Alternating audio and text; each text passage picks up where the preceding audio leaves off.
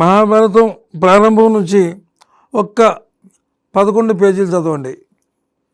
ప్రారంభం నుంచి 11 పేజీలు చదవండి.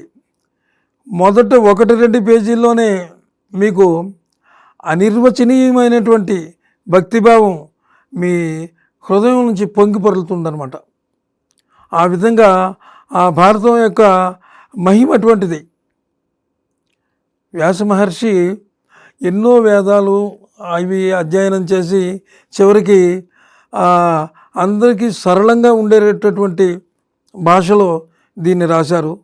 ఆ మహానుభావుడైనటువంటి విఘ్నేశ్వర స్వామి ఈ భారతాన్ని ఆయనకు తోడుగా ఉండి, అంటే వ్యాస మహర్షి చెప్తూ ఉంటే ఆయన రాసేవారు.